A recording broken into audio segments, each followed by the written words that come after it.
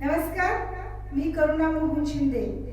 आत्ताच नुकत्या पार पडलेल्या लातूर महानगरपालिकेच्या निवडणुकीमध्ये प्रभाग क्रमांक 14 मधून नवनियुक्त निवडून आलेली नगरसेविका म्हणून आज आपल्या समोर उभी आहे.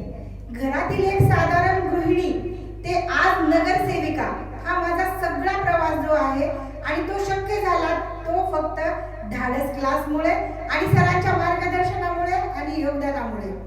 मी घरामध्ये बसली होती आणि एका ऑटो म्हणजे घरासमोर एक ऑटो जात होता आणि त्याच्यावर एक ऍड लिहिली होती, धाडसाने बोला. मी ती ऍड वाचली. असं पण मी राजकारणामध्ये आधी कामच करत होते, पण फक्त काम करत होते. आपण पण नेता व्हावं, भाषण करावी, मोठं व्हावं हे प्रत्येकाचं स्वप्न असतं.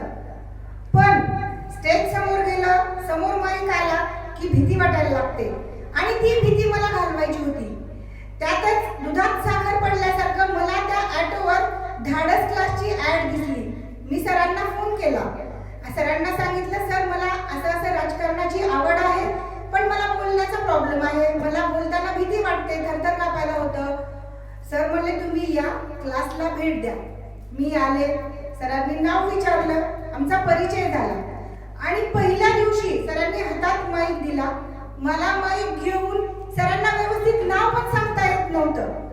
म्हणजे अशी अगोदर मी होते आणि आज नगरसेविका म्हणून मी माझा प्रवास कसा झाला हे तुमच्या समोर स्पष्ट आणि मोठ्या आवाजात सांगते.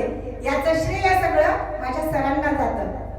कारण सरांनी मला माईक कसा पकडायचा इथून ते आपण बोलताना समोरच्याच्या डोळ्यात बघायचं इथपर्यंत बारकाईने सगळं शिकवलं आणि त्याचा फायदा मला प्रचारादरम्यान कॉर्नर सभेमध्ये बोलताना झाला. मोठमोठ्याने बोलून म्हणजे कणखर बोलणं आणि म्हणतात ना, जो देगा भाषण उसे मिलेगा राशन, त्या पद्धतीचं मी फक्त बोलण्याच्या जोरावर आणि माझ्या मतदार बंधू भगिनीच्या आशीर्वादामुळे आज घरातील गृहिणी ती महानगरपालिकेची नगरसेविका म्हणून आज आपल्या समोर उभी आहे. हे सगळं श्रेय माझ्या सरांना जातं. सर, तुमचे मानावे तेवढे आभार कमी आहे. त्यामुळं मी प्रत्येकाला हेच सांगेन, जर तुम्हाला राजकारणात उतरायचं असेल पण आपल्याला इच्छा असून पण बोलता येत नाही, तर हा संभ्रम मनात न ठेवता तुम्ही धाडस क्लासमध्ये एकदा येऊन अवश्य भेट द्या आणि तुम्ही पण तुमचे स्वप्न पूर्ण करा. नगरसेवक व्हा, आमदार व्हा, खासदार व्हा.